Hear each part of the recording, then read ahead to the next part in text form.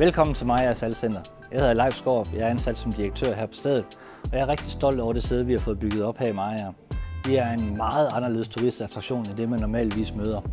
Vi arbejder med udsatte unge, det gør vi inde i alle funktioner her på stedet. Det gør, at vi hjælper unge uden for arbejdsmarkedet med at komme i job. Og samtidig med det, så har vi en fantastisk formidling til vores gæster, der kommer her. 2 gange om dagen, og så er der gratis rundvisning. Det gør, at I kan stille spørgsmål, og så kan I få lige præcis den fortælling, som passer ind i det, I gerne vil høre og gerne vil vide noget mere om. Det kan være den historiske, det kan være den nutidige, det kan være den geologiske, eller det kan være fremtidens brug af salt. Vi formidler om det hele. Ude i vores sydhytte, der formidler vi vores sydmester. Han står og syder salt, som man gjorde tilbage i middelalderen.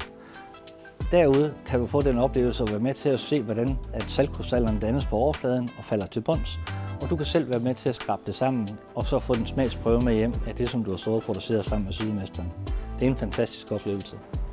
Vi har rigtig mange, der kommer og bruger vores varme bad, både fordi de har psoriasis og gigt, men også rigtig mange, fordi de synes, det er bare rigtig lækkert. Så har vi vores café. Den er vi rigtig stolte af, for når man kommer herned, så har vi en terrasse, der ligger faktisk ude i Mariager Fjord.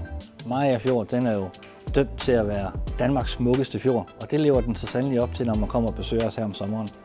Så her kan du få den fantastiske madoplevelse nede fra caféen, hvor vi producerer alt mad med vores sydesalt, som vi producerer her på stedet. Og samtidig med det, så er det gode råvarer, der er lavet ordentligt, og du får store portioner. Så kom ind ned og besøg vores Café Salt. Den er absolut et besøg værd, når du kommer.